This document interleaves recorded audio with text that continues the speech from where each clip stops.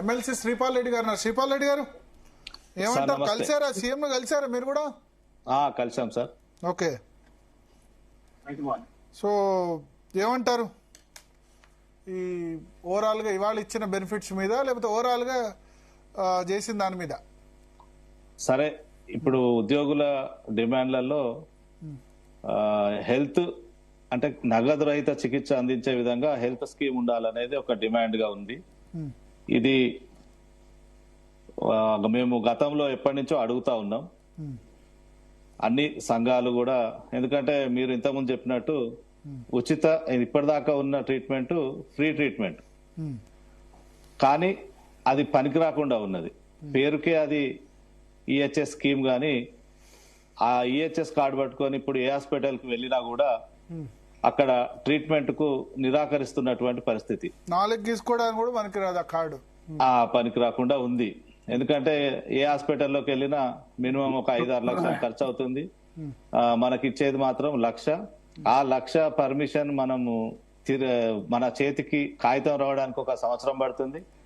అది బిల్ చేద్దామంటే ట్రెజరీకి పోతే 2-3 సంవత్సరాలు పట్టే అవకాశం ఉంది. సో ఇది ఇప్పుడున్న విధానం పనికిరాదు. మేము ఎక్కడికి వెళ్ళినా కూడా హాస్పిటల్కి వెళ్తే మరి 1 పైసా కూడా కట్టకుండా ట్రీట్మెంట్ జరగాలని అడుగుదాం.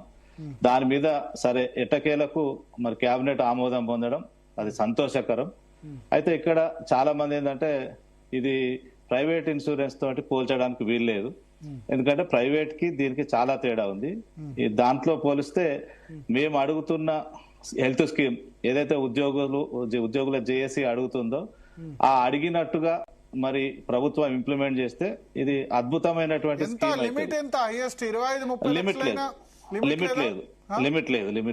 లిమిట్ లేకుండానే అన్లిమిటెడ్ కిందనే ఇది స్కీమ్ కొనసాగుతుంది. ఇప్పుడు రియంబర్స్మెంట్ లో ఎంత ఉంది లిమిట్? 5 లక్షల 10 లక్షల? రియంబర్స్మెంట్ లో 2 లక్షలు మాత్రమే అంతే. అయితే ఆ 2 లక్షల్లో కూడా ఓన్లీ క్యాన్సర్ పేషెంట్ కు మాత్రమే 2 లక్షలు ఇస్తున్నారు. ఇక మిగతా ఏ ట్రీట్మెంట్ తీసుకున్నా కూడా 1 లక్షకే, ఎంత బిల్ అయినా కూడా 1,00,000 ఇస్తా ఉన్నారు. ఎంత బిల్ అయినా 1,00,000 మాక్సిమం. స్టెంట్ పడ్డా, హార్ట్ అయినా, సర్జరీ ఏదైనా సరే 1,00,000. ఎందుకంత తక్కువ ఉంది అంటే అది పెంచట్లేదు వాళ్ళు. ఏది ఇప్పుడు గవర్నమెంట్ నామ్స్ అప్పుడు ఎప్పుడో ఫిక్స్ చేసిండ్రు, 10-12 years బ్యాక్ చేసిన నామ్స్ అట్లే ఉన్నాయి. కాబట్టి అది అట్లనే కంటిన్యూ అవుతా ఉన్నది. 2024 పెంచారు కానీ నామినల్ గా పెంచినట్టు చేశారు. ఒక డిఏ ఇచ్చి ఈ సగం లాగేసుకున్నారు. 6 డిఏలు పెండింగ్ ఉండి 3% డిఏ ఇచ్చి 1.5% మా దగ్గర తీసుకున్నారు అని కామెంట్ పెడుతున్నారు ఇప్పుడు లైవ్ లో చూస్తున్నారు. అది అట్లా కామెంట్ అది తప్పు సార్. ఎందుకంటే మేము అడుగుతున్నాం, ఇది ఇప్పటి నుంచి కాదు, 2007 నుంచి అడుగుతున్నాం. 2007 సంవత్సరం నుంచి మేము కాంట్రిబ్యూట్ చేస్తాము, ఒక మంచి హెల్త్ స్కీమ్ కావాలని అడుగుతా ఉన్నాం. ఇవాళకి అది 1 రూపానికి వచ్చింది. కాబట్టి ఇవాళ 1.5%, అది 1.5% లో భిన్నాభిప్రాయాలు ఉన్నమాట వాస్తవం. ఎందుకంటే ప్రభుత్వం నుంచి ఇచ్చే ట్రీట్మెంట్ అందరికి ఈక్వల్ గా ఉన్నప్పుడు కాంట్రిబ్యూషన్ కూడా ఈక్వల్ గానే ఉండాలనేది కొంత వాదన ఉంది. మేము గతంలో మాట్లాడినప్పుడు పర్ హెడ్ బేసిక్ పేలో ఇంత కాకుండా పర్ హెడ్ ఇంత ఉండాలి అని ఒక ఫిక్స్డ్ అమౌంట్ పెట్టండి, అంతే మొత్తంలో గవర్నమెంట్ ఇవ్వాలి. అది కూడా మా శాలరీతో పాటు, అంటే మా శాలరీలో డిడక్ట్ అయినటువంటి అమౌంట్, దాని పక్కనే గవర్నమెంట్ ఇచ్చేటువంటి అమౌంట్, 2 కూడా మరి ఎవ్రీ మంత్ డ్రా అయి ఈహెచ్ఎస్ ట్రస్ట్ లోకి వెళ్ళాలని చెప్పి ఒక కండిషన్ ఆల్రెడీ జేఏసీ పెట్టి ఉంది. సో ఆ విధంగా మనం పర్ఫెక్ట్ గా దీన్ని స్కీమును కనుక నడిపించగలిగితే ఖచ్చితంగా ఇది లిమిట్ లేదు. కాబట్టి అన్ని ప్రభుత్వ ప్రైవేటు అని తేడా లేకుండా ఏ కార్పొరేట్ హాస్పిటల్ పోయినా కూడా, దాంతో పాటు ఇంకా ఏంటంటే 2 విజయవాడ గాని కర్నూలు గాని అక్కడ ఉన్నటువంటి హాస్పిటల్లో కూడా మరి ఇది చెల్లుబాటు అయ్యే విధంగా.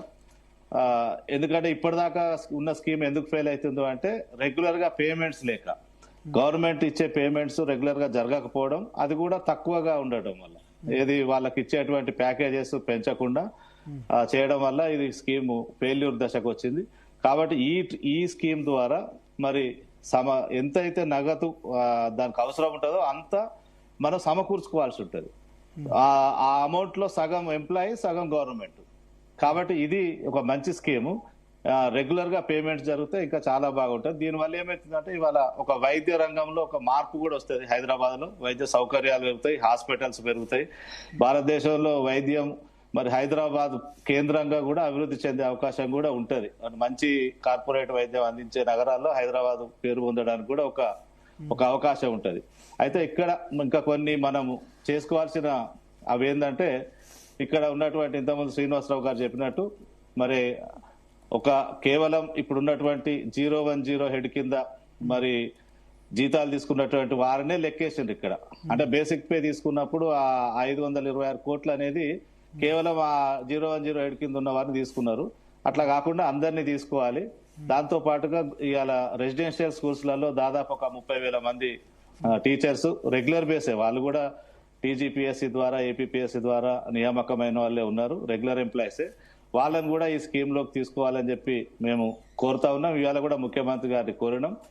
ఆ విధంగా ముఖ్యమంత్రి గారు కూడా మరి అంగీకరించడం జరిగింది. మరి దాంతో పాటుగా ఇవాళ ఇంతకుముందు మీరు ఒక మాట చెప్పారు, ప్రైవేట్ కంపెనీలు కూడా వాళ్ళ ఉద్యోగికి భద్రత కల్పిస్తున్నాయని. ఇక్కడ కూడా ఏంటంటే రాష్ట్ర ప్రభుత్వం ఇవాళ రాష్ట్రంలో పనిచేస్తున్నటువంటి ఇంజనీరింగ్ కాలేజీలు కావచ్చు, ప్రైవేట్ స్కూల్స్ కావచ్చు, అక్కడ కూడా ఆ ఉద్యోగికి కూడా ఆరోగ్య భద్రత ఉండాలి. అయితే ఇక్కడ జరిగినటువంటి తేడా ఏంటంటే, ఈడ హాఫ్ కాంట్రిబ్యూషన్ ఏమో ఉద్యోగి నుంచి తీసుకోవాలి, హాఫ్ మేనేజ్మెంట్ కట్టాలి.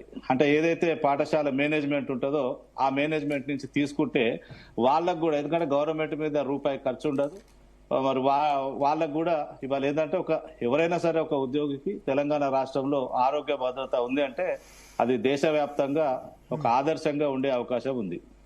దాంతో పాటుగానే ఇవాళ ప్రభుత్వం ఒక అడుగు ముందుకేసి మరి సింగరేణి సంస్థలో ఏదైతే మరి ఆ సంస్థ వ్యాపార లావాదేవీలన్నీ ఒక బ్యాంకు ద్వారా నిర్వహించుకుంటూ మరి ఆ బ్యాంకుతో ఒక ఒప్పందం చేసుకుంది. ఏ ఎంప్లాయీ చనిపోయినా కూడా ₹1 కోటి ఇవ్వాలని. అది ప్రభుత్వం పైన సంస్థ పైన భారం లేకుండా కేవలం బ్యాంకు పైనే మరి అది పూర్తి భారం ఉండేటట్టుగా వాళ్ళు ఒక ఒప్పందం చేసుకొని అక్కడ సక్సెస్ అయ్యారు. అదే ఫార్ములాని ఇవాళ రాష్ట్ర ప్రభుత్వం ఉన్నటువంటి ఉద్యోగులందరికీ మరి వర్తింపజేయడం, అది కూడా చాలా సంతోషం. మరి సరే, ఎవరు మరణించొద్దని కోరుకోవాలి. మరి ఆ మరణాలలో కూడా మరి వాళ్ళ యాక్సిడెంటల్ అయితే 1.2 crores తో పాటు ఇంకా ఇక్కడ ఒకటి మరి అద్భుతమైనటువంటి అంశం ఏంటంటే, సహజ మరణానికి కూడా 10 లక్షలు అని చెప్పి అందులో ఉండడం అయితే అది నిజంగా ఇంప్లిమెంట్ అయితే మాత్రం అది చాలా గొప్ప జీవోగా మనం అభివర్ణించవచ్చు. భుజంగరావు గారు నమస్కారం సార్. నమస్కారం. ఎస్.